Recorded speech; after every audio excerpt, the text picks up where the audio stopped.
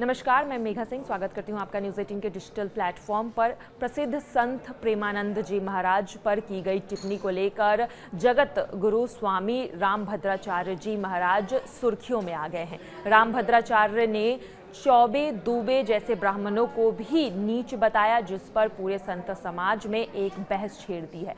अब इस पूरे विवाद पर मुक्तेश्वरानंद की भी एंट्री हो चुकी है। मुक्तेश्वरानंद और रामभद्राचार्य के बीच विवाद पहले से भी चल रहा था कि शंकराचार्य होने पर सवाल उठाए थे और अब स्वामी रामभद्राचार्य के विवादित बयानों के बाद भी उनकी प्रतिक्रिया सामने आई है। अभी मुक्तेश्वरानंद ने कहा है कि एक व्यक्ति ने उन्हें खत लिखा है और वो रामभद्राचार्य की बातों की वजह से काफ़ी परेशान है।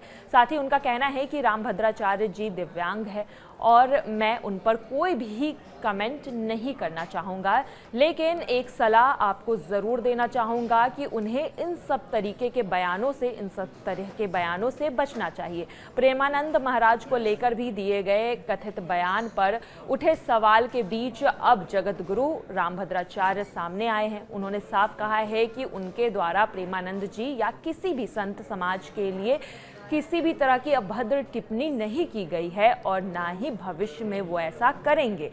लेकिन अब उनकी बातों की वजह से संत समाज में दो अलग अलग विचारधाराएं पैदा हो गई है। एक तरफ कुछ संत ऐसे भी हैं जो इनका समर्थन कर रहे हैं, वहीं दूसरी तरफ प्रेमानंद जी महाराज के समर्थन में उतर आए हैं। तो ऐसे में संत वर्सेस संत को लेकर एक बहस तो छेड़ दी गई है और इस पूरे बहस में अब देखा जा रहा है कि काफ़ी संत समाज के लोग सामने आकर टिप्पणी भी कर रहे हैं और अपनी अपनी राय दे रहे हैं। और इसी में अब अभी मुक्तेश्वरानंद ने भी कहा है कि रामभद्राचार्य जी को इस तरह के बयानों से बचना चाहिए। श्री आज सनातन धर्म पर चारों ओर से आक्रमण हो रहे हैं। अब सभी हिंदुओं को बिल्कुल पारस्परिक भेद छोड़कर इकट्ठा होने की आवश्यकता है।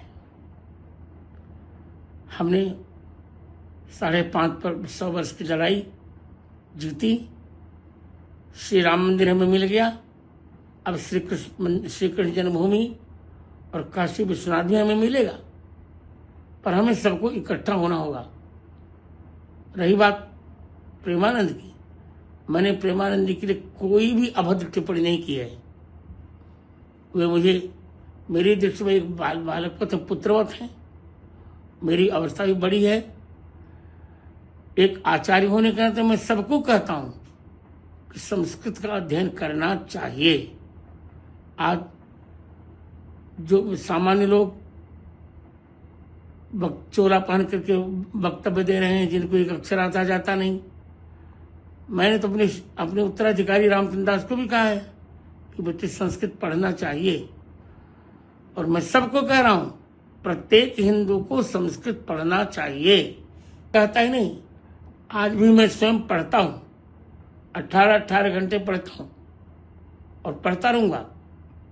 यावत जीव मधीते विप्रह, इसमें प्रेमानंद के लिए कोई मैंने ऐसी टिप्पणी नहीं की है। हाँ, चमत्कार को मैं नमस्कार नहीं करता, ये सत्य है।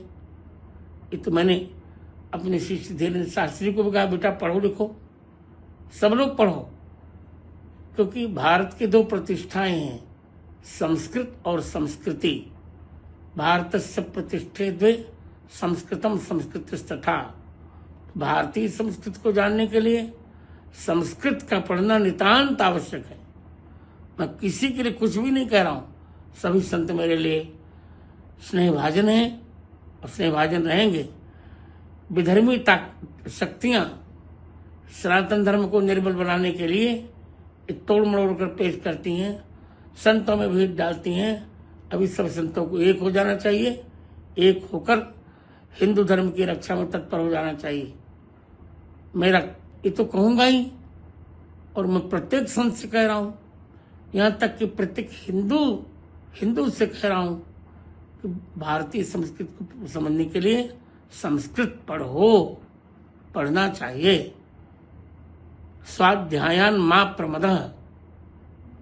इसलिए ये जो मेरे लिए भ्रम फैलाया जा रहा है, ये गलत है। मैंने प्रेमानंद या किसी संत के प्रति कोई भी गलत टिप्पणी नहीं की है। करूँगा। अब जब भी प्रेमानंद जी मुझे मिलने आएंगे मैं निश्चित आशीर्वाद दूंगा, तो उनको हृदय से लगाऊंगा।